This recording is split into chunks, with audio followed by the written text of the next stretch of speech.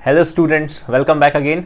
और आज जैसा कि आपको पता होगा कि सीबीएसई ने अपने जो सिलेबस है उसमें 9 to 12 के लिए 30% रिड्यूस कर दिया पूरा सिलेबस। तो आज से जो हमारी क्लासेस होंगी उस सिलेबस के अकॉर्डिंग ही चलेंगी जितना उसने रिड्यूस किया हुआ है। तो जैसा कि pair of linear equation in two variable हम ये चैप्टर कर रहे थे, चैप्टर 3 एनसीईआरटी का। तो इस चैप्टर में हमने सिर्फ एक चीज है जो एक्स्ट्रा कर ली है, जो सीबीएसई ने हटा दी है, वो है क्रॉस मल्टीप्लिकेशन मेथड। वो हमने एक्स्ट्रा किया हुआ है। बाकी एल्जेब्रिक 3 मेथड्स होते थे वैसे तो, सब्स्टिट्यूशन मेथड, एलिमिनेशन सब्स्टिट्यूशन और तीसरा क्रॉस मल्टीप्लिकेशन, और एक ग्राफिकल मेथड होता था। तो वो रिमूव नहीं हुआ है। एल्जेब्रिक के 2 मेथड रहे हैं, एलिमिनेशन एंड सब्स्टिट्यूशन। जो रिमूव हुआ है वो है क्रॉस मल्टीप्लिकेशन। तो ऐसा नहीं है कि क्रॉस मल्टीप्लिकेशन वाली जो एक्सरसाइज है उसके क्वेश्चंस नहीं आएंगे, सिर्फ वो मेथड हटा है। बाकी जो आपके वर्ड प्रॉब्लम्स है वो तो एज इट इज है। वर्ड प्रॉब्लम्स आपको आएंगी क्योंकि आप उनको सब्स्टिट्यूशन और एलिमिनेशन दोनों का हेल्प करके सॉल्व कर सकते हो। तो सिर्फ क्रॉस मल्टीप्लिकेशन मेथड अप्लाई नहीं करना है, तो इसलिए उसको पढ़ना नहीं है। हालांकि हम वो भी कर चुके थे, पर कोई दिक्कत नहीं है। इसके जो क्वेश्चंस थे, जो हम एक्सरसाइज 3.6 कंटिन्यू कर रहे थे, अब हम ये कंटिन्यू करेंगे। और आने वाले चैप्टर्स में जैसे जैसे हमारा कोर्स चलेगा उस हिसाब से मैं आपको बताता जाऊंगा कि क्या क्या रिड्यूस करा है सीबीएसई ने, और उसके अकॉर्डिंग फिर हम पढ़ाई करेंगे। तो चलिए 3.6 की हम रिड्यूसिबल जो फॉर्म था उसको हमने लास्ट क्लास जो हमारी थी उसमें हमने देखा था कि किस तरह से रिड्यूसिबल फॉर्म में हम कन्वर्ट करते हैं इक्वेशन को। अगर नहीं है लीनियर इक्वेशन में तो उसको किस तरह से कन्वर्ट करेंगे और फिर उसका सॉल्यूशन निकालेंगे। तो थोड़ा सा हम देख लेते हैं। जैसे कि एक इक्वेशन है 2/x plus 3/y equals to, हमारे पास अगर 5 लिखा हुआ है तो ये तो लीनियर इक्वेशन नहीं है, क्योंकि x टू द पावर अगर x ऊपर आए तो -1 बन जाएगा।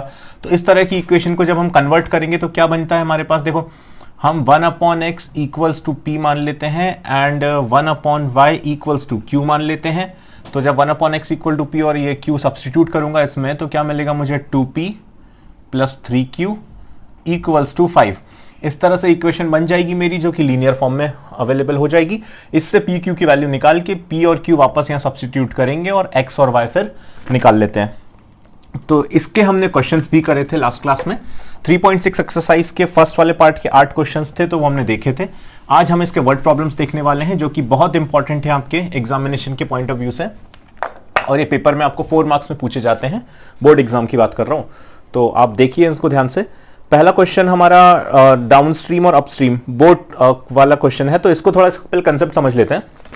ये क्वेश्चन करने के लिए कंसेप्ट पहले समझना पड़ेगा। तो एक बार कंसेप्ट देखते हैं इसका। देखो मैं एक हिल बना रहा हूं, हिल नहीं तो एक स्लोप, छोटा सा स्लोप। ये मेरा एक छोटा सा स्लोप हो गया, ठीक है।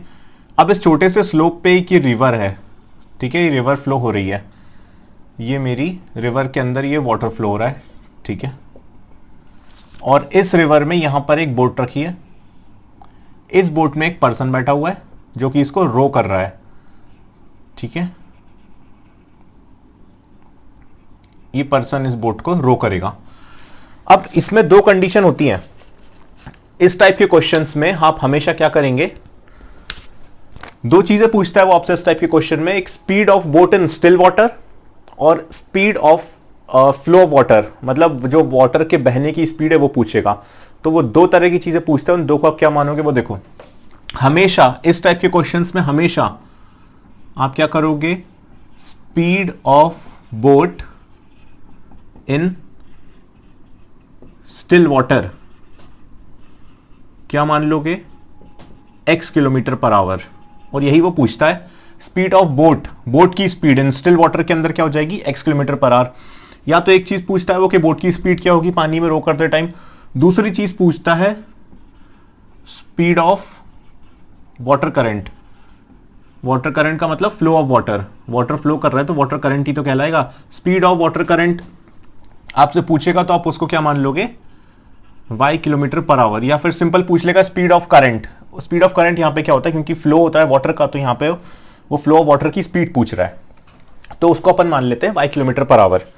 ये 2 चीज अपन करते हैं। अब इसमें जो कंसेप्ट लगता है क्वेश्चंस में आपको लिखा मिलेगा डाउन स्ट्रीम और अपस्ट्रीम। जब बोट में जो पर्सन बैठा है, जब वो बोट को ऊपर से नीचे लेके जा रहा होगा तो वो कहलाता है हमारा डाउन स्ट्रीम। एक्चुअल में ये होता है, देखो जब हम ऊपर से नीचे जाते हैं ना, ऊपर से नीचे जाते हैं, देखो वाटर हमेशा टॉप से यहां से नीचे तक फ्लो करेगा, ठीक है। वाटर हमेशा किस तरह फ्लो करेगा, ऊपर से नीचे की तरफ। कभी वाटर नीचे से ऊपर फ्लो नहीं करता, अगेंस्ट द ग्रेविटी रूल हो जाएगा वो, ऐसा कभी नहीं होता। तो वाटर हमेशा ऊपर से नीचे की तरफ फ्लो करेगा। और अगर बोट में जो पर्सन बैठा है उसको वो ऊपर से बोट को नीचे की तरफ लेके जाएगा तो स्पीड उसकी क्या हो जाएगी, ज्यादा। कैसे हो जाएगी ज्यादा? एक तो वो बोट की स्पीड, जिस स्पीड से बोट को लेके जा रहा है, और दूसरा वो वाटर की स्पीड, क्योंकि फ्लो ऑफ वाटर भी तो नीचे की तरफ हो रहा है, तो वो वाटर की स्पीड और बोट की स्पीड उस केस में ऐड होती है। तो एक कंसेप्ट ये रहा कि जब हम डाउनस्ट्रीम की बात करेंगे, किसकी बात करोगे, डाउनस्ट्रीम, जब भी आप डाउनस्ट्रीम की बात करेंगे तो ये रही speed of boat in still water x, और speed of water, speed of current, ये दोनों स्पीड ऐड हो जाएंगी, किलोमीटर पर आवर यूनिट हो गई डाउनस्ट्रीम स्पीड। ठीक है, अब जब बोट को अपन नीचे से ऊपर की तरफ लेके जाएंगे तो वो कहलाती है अपस्ट्रीम। क्या कहलाता है वो? अपस्ट्रीम। और अपस्ट्रीम स्पीड अगर निकालनी हो तो वो कैसे निकलेगी? देखो, जब नीचे से ऊपर की तरफ जाओगे, वाटर नीचे से ऊपर फ्लो नहीं करेगा, सिर्फ बोट नीचे से ऊपर जाएगी, वाटर तो अभी भी ऊपर से नीचे ही फ्लो कर रहा होगा ना। तो इस केस में जो वाटर की स्पीड होगी वो बोट की स्पीड को अपोज करेगी, तो x minus y kilometre per hour हो जाएगा। भाई नीचे आते टाइम फ्लो ऑफ वाटर की स्पीड भी ऐड होगी, किसमें? स्पीड ऑफ बोट के साथ, तो स्पीड ज्यादा बढ़ जाएगी, इसलिए x प्लस वाई हो जाएगा डाउनस्ट्रीम स्पीड। अपस्ट्रीम स्पीड जब निकालोगे तो अपोजिट डायरेक्शन में आप जा रहे हो तो वाटर की स्पीड माइनस हो जाएगी उस केस में। तो अपस्ट्रीम स्पीड का जो हो जाता है हमारे पास x minus y kilometre per hour. इतना अगर आपको याद है तो आप इस टाइप के क्वेश्चंस, ये अगर चीज समझ लोगे तो इस टाइप के क्वेश्चंस आप इजीली कर लोगे। एक जो चीज हमेशा हमें लगेगी इस टाइप के क्वेश्चंस में, और ये आपको पता भी होगी, स्पीड इज इक्वल्स टू क्या होता है? डिस्टेंस अपॉन टाइम होता है। बस इसका यूज करना है और सारी के सारी इक्वेशंस इजीली बनेंगी। देखो, अब अगर इतनी चीज समझ में आ गई है तो अब क्वेश्चंस देखो। ये हमारे पास क्वेश्चन 2 का फर्स्ट पार्ट है, तो क्वेश्चन 2 का फर्स्ट पार्ट देखते हैं। इसको बस याद रखना है इस टाइप के क्वेश्चंस में। अभी जब हमारे चैप्टर कंप्लीट हो जाएंगे, सीरीज जो हम चला रहे हैं इसको कंप्लीट करने के बाद जो प्रीवियस ईयर क्वेश्चंस है उनकी भी हम प्रैक्टिस करेंगे, और इस टाइप के क्वेश्चंस आते हैं, सीधे 4 मार्क्स में पूछता है। देखो क्वेश्चन है, Ritu can row down stream 20 kilometre in 2 hours. Down stream जा रहे हैं 20 किलोमीटर 2 आवर्स के अंदर, ठीक है, and upstream 4 kilometre in 2 hours. ठीक है, देखो जब डाउन स्ट्रीम जा रहे हैं तो कितना ट्रैवल कर पा रहे हैं 2 घंटे में? 20 किलोमीटर। क्यों? क्योंकि एक तो हमारी स्पीड, जो हम जिस स्पीड से बोट चला रहे हैं वो, प्लस जो फ्लो ऑफ वाटर हमारा साथ दे रहा है तो उसकी स्पीड, तो डबल स्पीड से हम नीचे जा रहे हैं, या ट्रिपल भी हो सकता है, ज्यादा स्पीड से नीचे जा रहे हैं, डबल कहना ठीक नहीं होगा, ज्यादा स्पीड से नीचे जा रहे हैं। अब 2 घंटे में हम वहां 20 किलोमीटर कवर कर रहे हैं, और जब अपस्ट्रीम आ रहे हैं, क्योंकि वाटर हमें अपोज करेगा तो देखो स्पीड हमारी कम हो जाएगी, ओवरऑल जो नेट स्पीड होगी वो कम हो जाएगी। एक तो हम स्पीड लगा रहे हैं, ऊपर से वाटर हमें नीचे धकेल रहा है, तो हमारी ओवरऑल स्पीड कम हो जाती है। तो उस केस में 2 घंटे में हम कितना ट्रैवल कर पा रहे हैं? 4 किलोमीटर। अब यहां पे देखो 2 चीजें लिख लेना इस क्वेश्चन में। एक हो जाएगी हमारा डाउनस्ट्रीम डिस्टेंस। हम ये पूरा का पूरा केस पहले बना लेते हैं डाउनस्ट्रीम का। डाउनस्ट्रीम के केस में देखो हम स्पीड कितनी मान लेते हैं? x प्लस वाई, स्पीड के साथ d लिख देता हूं, मतलब कि डाउनस्ट्रीम स्पीड हो गई है। इसको स्पीड है तो किलोमीटर पर आवर हो गया। डिस्टेंस कौन सा? डाउनस्ट्रीम कितना ट्रैवल कर रहा हूं मैं, और मतलब वो जो ऋतु है वो 20 किलोमीटर ट्रैवल कर रही है, तो डाउनस्ट्रीम डिस्टेंस हो गया 20 किलोमीटर। और टाइम, डाउनस्ट्रीम टाइम कितना लग रहा है? 2 आवर्स। इतनी चीजें हैं मेरे पास। एक केस बनेगा अपस्ट्रीम का, तो एक केस बना लो अपस्ट्रीम का। अब अपस्ट्रीम के केस में भी सेम चीज हो जाएगी। स्पीड जो होती है, इस बार यू यूज, यहां डी यूज करा था डाउनस्ट्रीम के लिए, यहां पे यू यूज कर रहा हूं अपस्ट्रीम के लिए, तो जो स्पीड हो जाएगी मेरी x minus y kilometre per hour हो जाएगी, है ना। सिमिलरली अपस्ट्रीम डिस्टेंस कितना हो जाएगा मेरा? कितना ट्रैवल कर रहा हूं मैं? 4 किलोमीटर ट्रैवल कर रहा हूं। कितने टाइम में ट्रैवल कर रहा हूं? 2 आवर्स। यहां पर भी मुझे 2 आवर्स ही लग रहे हैं, 2 आवर्स ट्रैवल करने में अपस्ट्रीम। तो ये इतनी इंफॉर्मेशन बस मुझे चाहिए होती है। अब बाकी चीज मैं बता देता हूं, क्योंकि देखो उसने यहां पे भी पूछा है, find her speed of rowing in still water, मतलब बोट, स्पीड ऑफ बोट या speed of row. Still water में x मान लिया हमने करंट की, स्पीड ऑफ करंट सीधा बोला, स्पीड ऑफ वाटर करंट हमने y मान लिया है। तो ये सारी चीजें पहले ही समझा चुका हूं। तो x और y की वैल्यू निकालनी है। अब देखो क्या करना है, वो formula speed is equal to distance upon time, हम वो यूज करेंगे। इंफॉर्मेशन है हमारे पास सारी के सारी। क्या होता है? Speed is equal to distance upon time, यही होता है। बस उसको लगा देंगे। ये कंडीशंस हो गई मेरे पास डाउनस्ट्रीम और अपस्ट्रीम की। अब देखो, downstream distance speed is equals to downstream distance और डाउनस्ट्रीम टाइम। भाई स्पीड जब डाउनस्ट्रीम की ले रहे हो तो डिस्टेंस भी नीचे जाने का ही लोगे डाउनस्ट्रीम का, और टाइम भी डाउनस्ट्रीम का ही लगेगा। तो डाउनस्ट्रीम का स्पीड कितनी लेते हैं अपन, x प्लस वाई, तो ये आ गई x plus y equals to है डाउनस्ट्रीम डिस्टेंस कितना है 20 किलोमीटर, और डाउनस्ट्रीम टाइम डिवाइड करना है तो कितना है 2 आवर्स, तो ये 2 10 टाइम्स कट जाएगा। तो पहली इक्वेशन जो मेरे पास बन के आ गई वो क्या आई, x plus y equals to कितना हो गया 10, इसको बोल दिया मैंने इक्वेशन 1। अब सिमिलरली दूसरा वाला केस भी ऐसे ही करूंगा, स्पीड अपस्ट्रीम का केस ले रहा हूं तो डिस्टेंस भी अपस्ट्रीम और टाइम भी अपस्ट्रीम वाला लूंगा। तो अपस्ट्रीम स्पीड कितनी होती है x minus y, upstream distance कितना कवर कर रहे हैं 4 किलोमीटर जो गिवन है, और अपस्ट्रीम टाइम 2 घंटे ही लग रहा है, तो यहां पे 2 हो जाएगा। तो x minus y equals to कितना आ गया 2 आ गया। ये बन गई मेरी दूसरी इक्वेशन। अब यहां पे 2 इक्वेशन है, दोनों इक्वेशंस को ऐड कर दो। एलिमिनेशन मेथड यूज कर रहा हूं मैं। देखो जब दोनों इक्वेशंस को ऐड करूंगा मैं 1 प्लस 2, जब मैं दोनों इक्वेशंस को ऐड करूंगा तो मुझे क्या मिलेगा, ये मेरे पास लिखा है x plus y equals to 10, यहां लिखा है x minus y equals to 2, plus y minus y cut जाएगा, x प्लस एक्स हो जाएगा 2x इक्वल्स टू 10 प्लस 2 हो जाएगा 12, x इक्वल टू कितना मिल जाएगा कट के 6 किलोमीटर पर आवर। x मिल गया 6, यहां फर्स्ट या सेकंड में से किसी में भी पुट कर दो, 6 यहां पुट कर दूंगा तो इधर आके ऐड हो जाएगा, सॉरी इधर इसमें रख देता हूं y की जगह नहीं x की जगह x 6 रख देता हूं, तो y इक्वल टू कितना आ जाएगा, y इक्वल टू हो जाएगा 10 माइनस 6, तो y इक्वल टू कितना हो जाएगा 4 किलोमीटर पर आवर। तो 6 और 4 यहां पे मेरे आंसर आ जाएंगे। तो इस तरह से फर्स्ट वाला क्वेश्चन हो जाएगा। कंसेप्ट हमेशा ही रहने वाला है हर क्वेश्चन में, डाउनस्ट्रीम स्पीड हमारी x प्लस वाई हो जाएगी, अपस्ट्रीम स्पीड हमारी x माइनस वाई हो जाएगी, स्पीड ऑफ बोट x मान लेना, speed of water current y मान लेना, और फिर एक ही फॉर्मूला यूज करना, speed is equal to distance upon time. इस पे और पैटर्न पे क्वेश्चन भी होते हैं, पर तरीका हमेशा ही रखना, स्टार्टिंग यहीं से करना है और अपने आप फिर क्वेश्चन सॉल्व होता जाएगा। तो इस तरह से फर्स्ट वाला कर लेना, हो ही गया, कर क्या लेना। सेकंड वाले के देखते हैं। फर्स्ट वाला पार्ट आई थिंक समझ में आ गया, ये बोट्स एंड स्ट्रीम का था। अब सेकंड देखते हैं।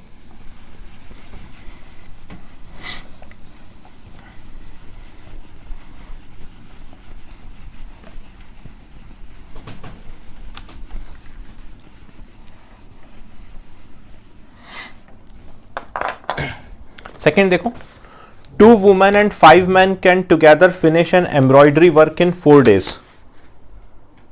2 women and 5 men, इसको लिख लेते हैं डेटा को। क्वेश्चन 2 का सेकंड पार्ट है,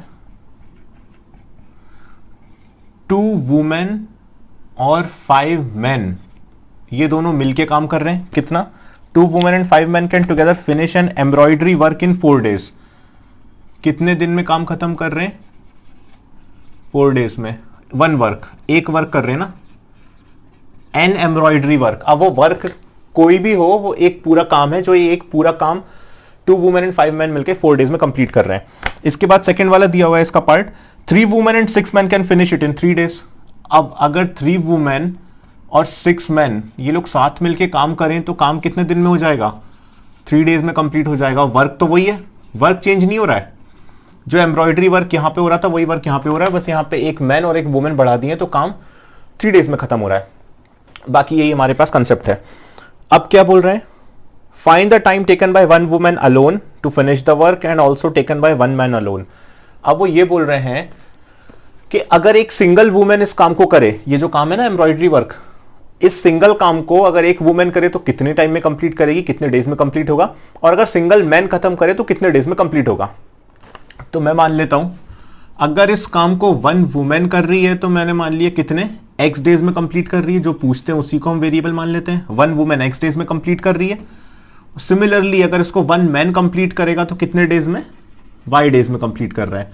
अब ये ग्रुप में काम कर रहे थे, सिंगल सिंगल काम करेंगे तो मैंने मान लिया इतने इतने डेज में काम खत्म हो जाएगा। अब ना इस टाइप के क्वेश्चन करने हैं ना, तो इस टाइप के क्वेश्चन करने के लिए एक चीज याद रख लेना,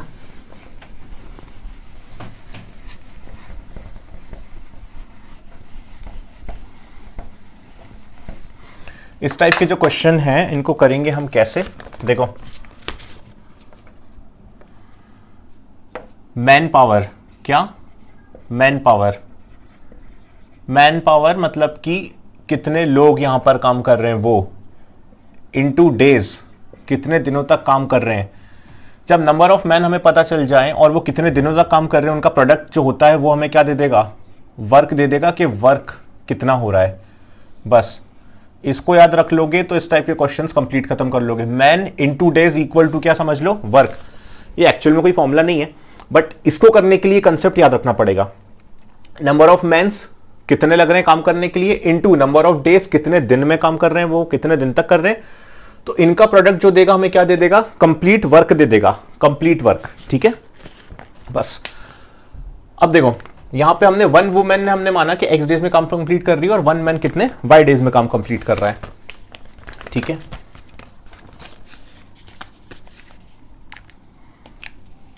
अब यहां देखो वन वर्क को फिनिश करने में कितने डेज लग रहे हैं, एक्स डेज लग रहे हैं। कब, मैं किसकी बात कर रहा हूं, ये वाला केस वुमेन वाला केस है ना। ठीक है, एक ही वुमेन है, एक वुमेन को एक पूरा वर्क करने में एक्स डेज लग रहे हैं। सिमिलरली मैन का केस ले लेता हूं, मैन को भी पूरा एक वर्क फिनिश करने में वाई डेज लग रहे हैं ना, हमने यही माना है।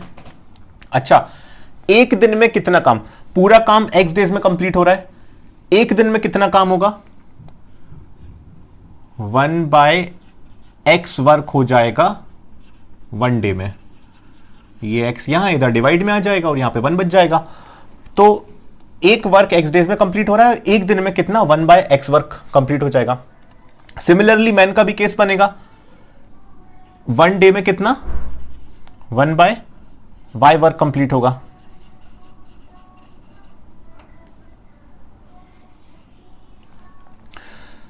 ये मैन का केस हो गया, वुमेन का केस हो गया। मतलब एक दिन में एक वुमेन 1/x वर्क कंप्लीट करती है और एक दिन में एक मैन 1/y वर्क कंप्लीट करता है। अब ये जो डेटा हमें दिया था ना, हम इसका यूज कर लेते हैं। देखो ये डेटा में दिया है, 2 वुमेन और 5 मैन काम कर रहे हैं 4 दिनों तक, 2 वुमेन और 5 मैन। तो देखो अगर एक वुमेन काम करती है एक दिन में तो कितना काम होता है 1/x, 2 वुमेन काम करेंगी तो कितना हो जाएगा 2/x काम हो जाएगा। एक वुमेन का 1/x, 2 वुमेन का 2/x। सिमिलरली इसके साथ 5 मैन भी काम कर रहे हैं, एक मैन का काम कितना होगा एक दिन में 1/y, 5 मैन करेंगे तो 5/y, 5 का मल्टीप्लाई कर दिया ना, सिंपल है। इतना इनका क्या है, ये एक दिन का काम है। ये कितने दिन का काम है, एक दिन का काम है ना इनका। ये देखो ना 1 डे का निकाला मैंने, 1 डे की बात कर रहा हूं ना, 1 डे 1/y। तो एक दिन में 2 वुमेन्स 2/x, एक दिन में 5 मैन 5/y। ये इनका एक दिन का काम हो गया। ये कितने दिन तक काम कर रहे हैं, 4 दिनों तक। तब जाके क्या हो रहा है, 1 वर्क कंप्लीट हो रहा है। 4 दिनों तक काम कर रहे हैं तभी तो एक पूरा वर्क इनका कंप्लीट हो रहा है। तो इतने लोग काम कर रहे हैं एक दिन में, एक दिन का काम आ गया इनका। कितने दिन काम कर रहे हैं, 4 दिन, तो 4 से मल्टीप्लाई कर दिया तो एक वर्क जाके कंप्लीट हो गया इनका। सेकंड केस देखो, अब ये 3 वुमेन और 6 मैन वाला था। एक वुमेन 1/x काम करेंगी तो 3 वुमेन 3/x काम करेंगी। इसके साथ कितने 6 मैन काम कर रहे हैं तो 6/y हो जाएगा। अब ये कितने दिन तक काम कर रहे हैं, 3 डेज तक काम कर रहे हैं। ये एक दिन का काम था, इंटू 3 कर दिया तो 3 दिन का काम हो जाएगा। और इस केस में भी 1 वर्क कंप्लीट। काम देखो काम सेम है, एक ही काम कंप्लीट हो रहा है तो यहां पे दोनों तरफ 1 ही रहेगा बस। अब देखो ये 4 यहां से यहां डिवाइड कर दो, 3 यहां से यहां डिवाइड कर दो। इसको अगर मैं चेंज करूं तो क्या हो जाएगा, 2/x plus 5/y equals to 1/4 हो गया। सिमिलरली इसको चेंज करूंगा तो क्या हो जाएगा, 3/x plus 6/y equals to 1/3 हो गया।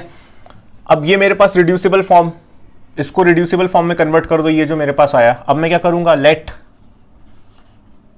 1/x इक्वल्स टू p हो गया एंड 1/y इक्वल्स टू क्या हो गया, q हो गया। बस इतना ही तो करना था, अब क्वेश्चन ही खत्म हो गया। 1/x को p माना, 1/y को q बोल दिया तो ये हो जाएगा देखो 2p plus 5q equals to 1/4, या 4 का मल्टीप्लाई यहां पे कर दो। सिमिलरली यहां पे करेंगे तो 3p plus 6q equals to 1/3 यहां पर है। अब ये दो इक्वेशंस आ गई हैं, फर्स्ट और सेकंड। क्रॉस मल्टीप्लिकेशन मेथड तो हट चुका है, तो या तो इनको सब्स्टिट्यूशन से या तो इनको एलिमिनेशन से, दोनों मेथड से निकाल के सॉल्व कर लो। बहुत कर चुके हैं ऐसे क्वेश्चंस ना। और लास्ट क्लास में हमने इसी टाइप को रिड्यूसिबल फॉर्म में कन्वर्ट करके सीखा है। तो इनको या तो एलिमिनेशन से या सब्स्टिट्यूशन से सॉल्व कर लो, पी क्यू की वैल्यू आ जाएगी। पी क्यू की वैल्यू वापस से यहां पे सब्स्टिट्यूट कर दोगे तो एक्स और वाई की वैल्यू मिल जाएगी। तो क्वेश्चन ऐसे हो जाएगा। मेन था कंसेप्ट कि इस टाइप के क्वेश्चन को कैसे सॉल्व करेंगे, तो वो मैंने आप समझा दिया। अब एक थर्ड वाला जो क्वेश्चन है उसको और देख लो, फिर एक्सरसाइज हमारी फिनिश हो जाएगी। इसके आगे आई थिंक आप लोग सब कर लोगे, हो जाएगा। सिंपल सिंप्लीफिकेशन है, सब्स्टिट्यूशन, एलिमिनेशन, जो मन करे लगा देना। इस टाइप के बहुत क्वेश्चन कर चुके हैं हम। अभी हमें कंसेप्ट बिल्डअप करना है कि इन टाइप के क्वेश्चन में करना कैसे है। सिंप्लीफिकेशन तो हम बहुत कर चुके हैं। थर्ड वाला देखेंगे अब इसका।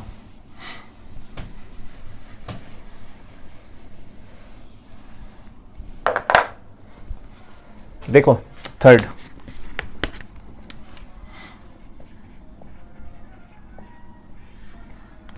Ruhi travels 300 kilometre to her home partially by train and partially by bus. She takes 4 hours if she travels 60 kilometre by train and remaining by bus. इसका एक डायग्राम बनाते हैं छोटा सा, क्वेश्चन और अच्छे से समझ में आएगा।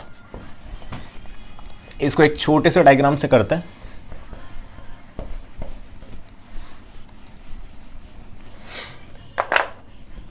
देखो डिस्टेंस कितना है हमारे पास, Ruhi travels 300 kilometre to her home, तो टोटल डिस्टेंस हमारे पास 300 किलोमीटर ही है। तो मैं टोटल डिस्टेंस देखो, यहां से एक पॉइंट हो गया, यहां से यहां तक का डिस्टेंस मैंने कितना बोला, यहां से यहां तक का हमारे पास जो डिस्टेंस है वो टोटल 300 है। ये हमारे पास टोटल डिस्टेंस है, ठीक है। अब इसको रूही जो कवर कर रही है, कुछ पार्ट इसका ट्रेन से कवर कर रही है और कुछ पार्ट बस से कवर कर रही है। She takes 4 hours if she travel 60 kilometre by train and remaining by bus. तो स्टार्टिंग का जो 60 किलोमीटर है, रूही किससे ट्रेवल कर रही है, ट्रेन से ट्रेवल कर रही है। मतलब यहां से 60 कुछ यहां पे आएगा, यहां तक मान लेता हूं मैं। ये जो 60 किलोमीटर है, ये रूही किससे ट्रेवल कर रही है, ट्रेन से ट्रेवल कर रही है। और जो बाकी का बचा हुआ है कितना, 300 में से 60 किया तो कितना बच गया, 240 किलोमीटर। बचा हुआ डिस्टेंस 240 किलोमीटर हो गया। और जो बचा हुआ डिस्टेंस है वो रूही किससे ट्रेवल कर रही है, बस से ट्रेवल कर रही है। और ये दोनों, इसमें ट्रेवल टाइम कितना लग रहा है, ये पूरा, इस पूरे में जो रूही का ट्रेवल टाइम लग रहा है वो कितना दिया हुआ है, 4 आवर्स। इसको पूरे को कवर करने के लिए उसको कितना टाइम लग रहा है, 4 आवर्स लग रहा है, ठीक है। 4 आवर्स के अंदर ये पूरा काम हो रहा है उसका। अब देखो एक केस तो ये दिया है। अब यहां से यहां तक का मैं मान लेता हूं टाइम नहीं दिया, तो T1 टाइम में ये डिस्टेंस कवर हो रहा है। सिमिलरली यहां से यहां तक टाइम नहीं दिया तो मैं मान लेता हूं कितना कि T2 टाइम में ये डिस्टेंस कवर कर रही है। टोटल टाइम दिया है मुझे 4 आवर्स। अगर टोटल टाइम 4 आवर्स दिया हुआ है तो उसका मतलब क्या हो गया कि जो ट्रेन में ट्रैवल करने का टाइम है वो और बस में जो ट्रैवल करने का टाइम है वो अगर मैं मिला दूं तो कितनी देर में उसका टाइम कवर हो रहा है, पूरा 4 आवर्स के अंदर। तो इक्वेशन ये बन गई पहली वाली। अब T1 की वैल्यू, वही फंडा लग रहा है, speed is equals to distance upon time होता है। स्पीड इज इक्वल्स टू क्या होता है मेरा, डिस्टेंस अपॉन टाइम। तो टाइम इज इक्वल्स टू क्या आ जाएगा, डिस्टेंस अपॉन स्पीड आ जाएगी। अब ये टाइम T1 है, T1 टाइम किसका है, ट्रेन का। मुझे निकालना क्या है इसमें, स्पीड ऑफ ट्रेन एंड बस सेपरेटली, ठीक है। दो चीजें निकालनी है, स्पीड ऑफ ट्रेन निकालनी है, स्पीड ऑफ बस निकालनी है। तो जो निकालना रहता है उसी को मैं वेरिएबल मान लेता हूं। तो speed of train, speed of train में क्या मान ली, x किलोमीटर पर आवर। और सिमिलरली स्पीड ऑफ बस, स्पीड ऑफ बस मैंने क्या मान ली, y kilometre per our. Train जो चल रही है वो x किलोमीटर पर आवर की स्पीड से चल रही है और बस जो चल रही है वो y किलोमीटर पर आवर की स्पीड से चल रही है, ठीक है। टाइम क्या होता है, डिस्टेंस अपॉन स्पीड। तो टाइम T1 किसका है, T1 ट्रेन का टाइम है। डिस्टेंस अपॉन स्पीड में इसको कन्वर्ट करेंगे, कितना डिस्टेंस कवर कर रहे हैं, 60 किलोमीटर कवर कर रहे हैं, ट्रेन से चल रहे हैं। तो स्पीड, कितनी स्पीड से चल रहे हैं अपन ट्रेन में, हमने माना है x किलोमीटर पर आवर की स्पीड से चल रहे हैं। सिमिलरली T2 किसका है, बस का है। डिस्टेंस अपॉन स्पीड, कितना डिस्टेंस कवर कर रहे हो, 240 किलोमीटर। स्पीड कितनी है, y तो मानी है मैंने, तो स्पीड हो गई y। और टाइम कितना लग रहा है 4। अब यहां देखो 4 कट रहा है ना, 4 6 जा 24 हो जाएगा और 4 1 जा 4 5 जा, तो इसको और सॉल्व करूंगा तो क्या मिल जाएगा 15 upon x plus 60 upon y equals to मिल गया 1। तो ये बन गई इक्वेशन फर्स्ट। अच्छा अभी नहीं बनी ना, ठीक है।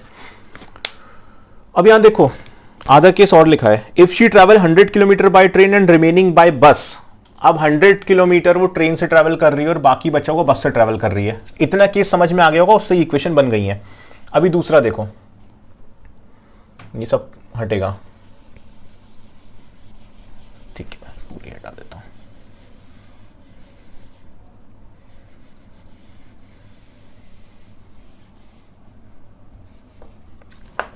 डिस्टेंस तो अभी भी 300 किलोमीटर ही है ना, बट अब डिफरेंस क्या आ गया देखो, 100 किलोमीटर बाय ट्रेन, पहले 60 था तो 300, ये 100 मान लेता हूं।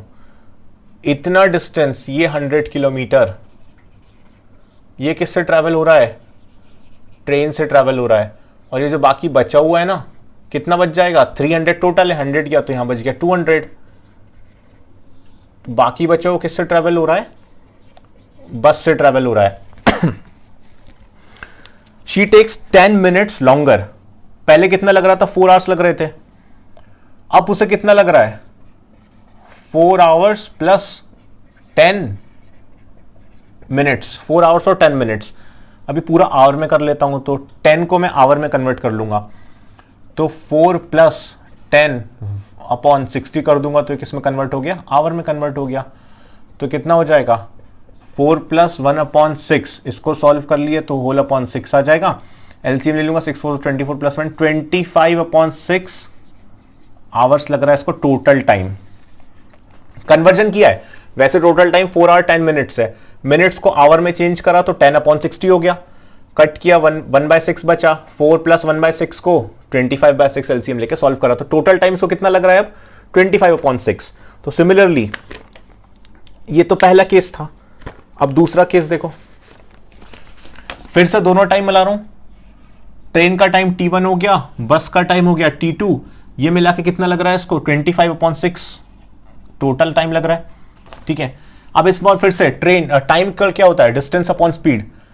पहला वाला T1 ट्रेन के लिए तो कितना ट्रेवल कर रहे हैं अपन 100, तो हो जाएगा यहां पे डिस्टेंस अपॉन स्पीड मैंने ट्रेन की मानी है x, बचा हुआ है 200, स्पीड मानी है बस की y, और ये 26 अपॉन 6 हो गया, 25 अपॉन 6 हो गया, कितना हो गया ये 25 अपॉन 6 हो गया। अच्छा यहां पर भी देखो 25 कैंसिल आउट हो रहा है, 25 4 जा 100, 25 8 जा 200 हो गया। तो इसकी भी जो सिंप्लीफाइड इक्वेशन बनी वो क्या बनी 4 upon x plus 8 upon y equals to कितना हो गया 1 अपॉन 6 बन गई। अब यहां देखो दो इक्वेशन बनी है मेरे पास, दो केस दिए थे, पहला केस लगाया तो ये इक्वेशन बन गई, दूसरा केस लगाया तो वो इक्वेशन बन गई। अब ये फिर रिड्यूसिबल फॉर्म में, देखो कुछ नहीं करना, फिर से वही वाला काम करो, 1 अपॉन एक्स इक्वल टू क्या मान लो P, similarly 1 upon y equals to क्या मान लो Q।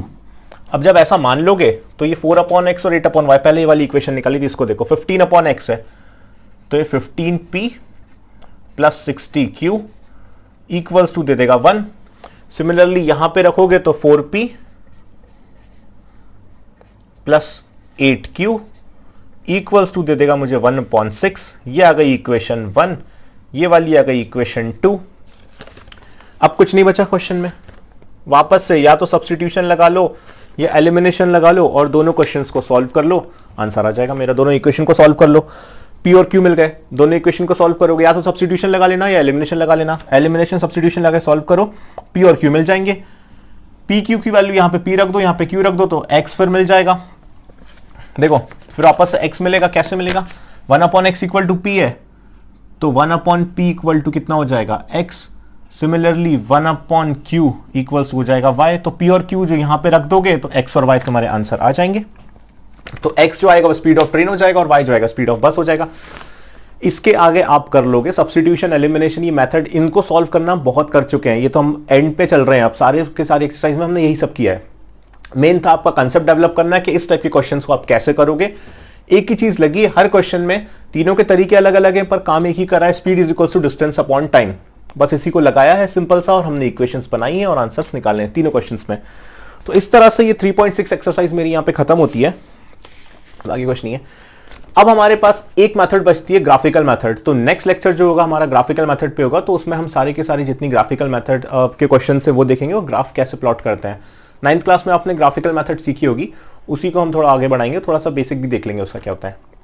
तो इसको सॉल्व कर लेना तीनों क्वेश्चंस। फर्स्ट वाला तो मैंने कर ही दिया था पूरा, सेकंड और थर्ड आप इसके बाद सॉल्व कर लेना, सब्स्टिट्यूशन एलिमिनेशन से अपने आंसर्स मैच कर लेना। दिक्कत आए तो मुझे कमेंट कर देना, मुझे मेल कर देना, मैं आपको फिर डाउट क्लियर कर दूंगा। तो मिलते हैं आपसे तब तक नेक्स्ट वीडियो में। Good bye.